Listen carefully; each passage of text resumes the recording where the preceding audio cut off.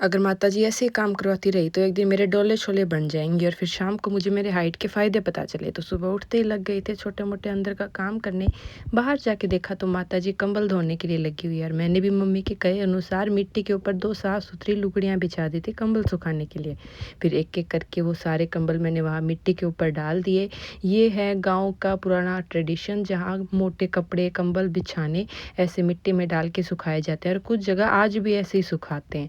फिर कुछ चादर वगैरह थी जो मैंने अंदर सुखाए। फिर मुझे और मम्मी को लगी थी भूख तो चाय के साथ थोड़े टोस्ट खाए। फिर खूब सारी बातें की, उसके बाद फिर लग गए थे काम के। ये कंबल थे इतनी देर में सूख चुके थे तो इनको अंदर सुखाया और ये पहले से इतने भारी थे और ज़्यादा भारी हो गए थे गिल्ले होने के बाद। और ऐसे ही चलता रहा तो एक दिन मेरे डोले शोले बन जाएंगे और मैं एकदम पहलवान हो जाऊंगी।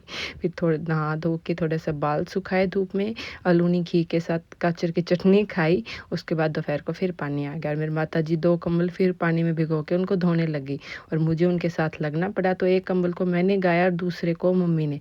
इतने में कॉल आता है पार्सल के लिए, जहाँ हमारे 2 पार्सल आते हैं। फिर पार्सल तो बाद में खोलेंगे, पहले जो 2 कंबल धोए थे उनको मैंने मिट्टी के ऊपर डाल दिया। फिर अंदर आके देखा, एक में तो था कार के डैशबोर्ड के लिए महादेव और दूसरे में टीना के लिए हील्स। और फिर टीना इनको पहन के कुछ ज़्यादा ही इतरा रही थी तो मैं भी आई मेरी नेचुरल हील्स यानी मेरी नेचुरल हाइट से, जहाँ मैंने कहा ये होता है नेचुरल हील का फ़ायदा और हील्स खरीदने के लिए पैसे वेस्ट नहीं करने पड़ते।